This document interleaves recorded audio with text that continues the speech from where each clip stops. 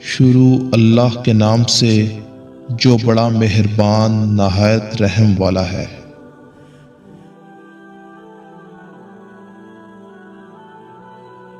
جب تم کسی پر احسان کرو تو اس کو چھپا کر رکھو، اور جب تمہارے ساتھ کوئی احسان کرے تو اس کو ظاہر کرو۔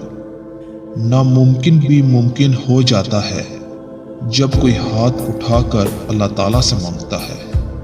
سچا سچائی کے اس مقام تک پہنچ جاتا ہے جسے جھوٹا مکر و فریب سے نہیں پا سکتا۔ جو انسان یہ سمجھتا ہے کہ اللہ جو کرتا ہے وہ ہمارے لیے بہتر ہوتا ہے، وہ کمال کا ایمان رکھتا ہے۔ اس سوچ کے ساتھ زندگی میں آگے بڑھو کہ اللہ نے یقیناً بہترین ہی سوچا ہوگا۔ صبر کرنے والوں کا مقدمہ اللہ تعالیٰ خود لڑتا ہے۔ تم بڑوں کی عزت کرو، چھوٹے تمہاری عزت کریں گے۔ جب کوئی نہ سمجھ رہا ہو تب خاموش ہو جانا بہتر ہے، کیونکہ بحث باتوں کو بگاڑ دیتی ہے۔ عقل مند ہمیشہ غم و فکر میں مبتلا رہتا ہے۔ علم مومن کا کھویا ہوا مال ہے، جہاں سے ملے لے لو۔ وہ راستہ پہلے ہی بنا دیتا ہے، لیکن عطا صرف بہترین وقت پر کرتا ہے۔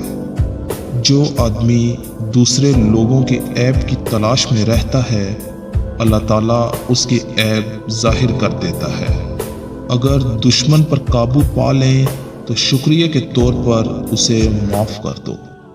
دوسروں کے حال پر غور کرنے سے نصیحت حاصل ہوتی ہے۔ غصہ بھڑکتی ہوئی آگ ہے، جو پی گیا اس نے آگ بجھائی، اور جو نہ پی سکا وہ پہلے خود اس میں جلتا ہے۔ کسی سے نہ ڈرو، نہ جھکو، نہ مانگو۔ یہ سب لوگ فقیر ہیں، اللہ سے مانگو، وہ غنی اور بادشاہوں کا بادشاہ ہے۔ خاموشی عالم کے لیے زیور اور جہالت کے لیے پردہ ہے۔ جو شخص اپنی قدر خود نہیں کرتا، کوئی دوسرا شخص بھی اس کی قدر نہیں پہچانتا۔ جس انسان کو غصہ زیادہ آتا ہے وہ انسان پیار بھی اتنا ہی زیادہ کرتا ہے اور اتنا ہی صاف دل رکھتا ہے۔ بری عادت ایک زور آور دشمن ہے اور خواہش پرستی ہلاک کر دینے والا ساتھی۔ ذلت اٹھانے سے بہتر ہے کہ تکلیف اٹھاؤ۔ عادت پر غالب آنا کمال فضیلت ہے۔ صرف اللہ تعالیٰ ہی سے امیدیں اور آرزوئیں وابستہ رکھو۔